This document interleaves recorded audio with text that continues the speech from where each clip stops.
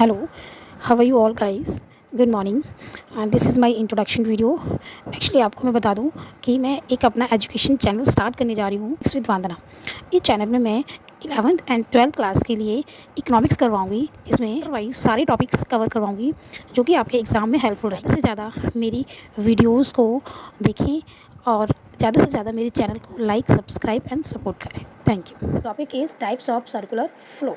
So there are two types of circular flow. One is real flow and the second is money flow. So what is real flow? Real flow refers to the flow of factor services from household to firm.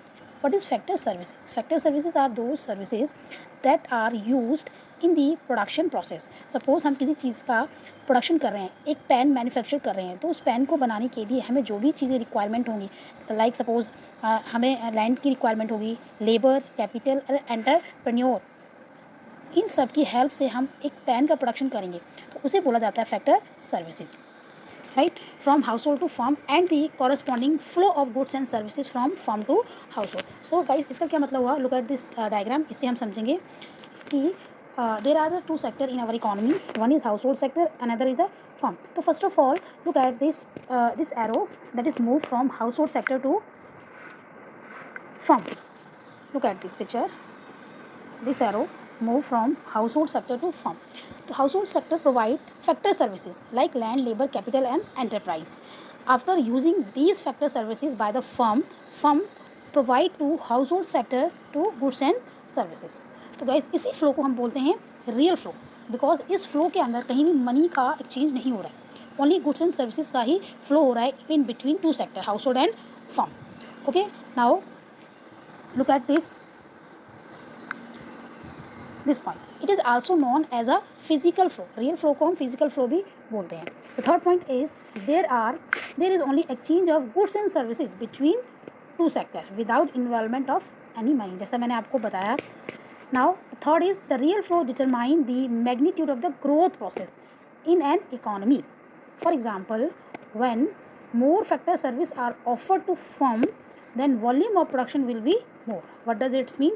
इसका मतलब यह है कि जितना ज़्यादा हम house hold sector firm को factor service provide करेगा, यानी लैंड, लेबर, कैपिटल प्रोवाइड करेगा, उतना ही ज़्यादा फर्म की कैपेसिटी ज़्यादा हो जाएगी to manufacture the goods, right. जितनी ज़्यादा गुड्स बनेगी उतना ही हमारा जीडीपी इंक्रीज़ होगा, जीडीपी बढ़ेगा तो हमारी इकोनॉमी की ग्रोथ होगी। नाउ नेक्स्ट है money flow. What is a money flow?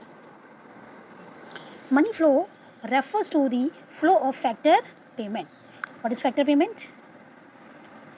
Factor payments from firm to house होल्ड। Factor payments are those payment that is made by the firm, जो कि फर्म पे करती है किसी हाउस होल्ड सेक्टर को। Look at this picture.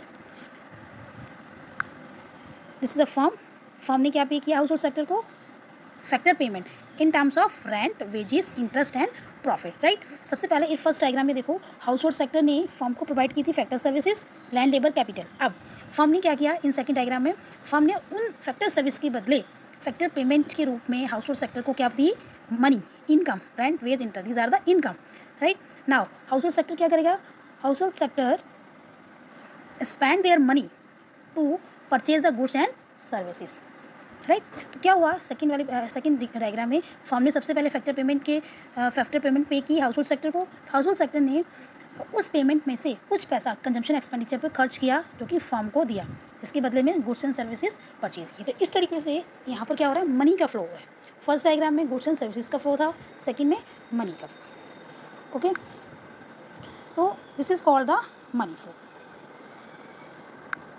So guys, इस video में इतना ही। अगर आपको ये टॉपिक क्लियर हो रहा है तो मैं आपको इकोनॉमिक्स के सारे topic wise all the chapter I will cover you, okay, in the note form. So guys, please feedback me कि आपको क्लियर हुआ या नहीं। Okay, have a nice day.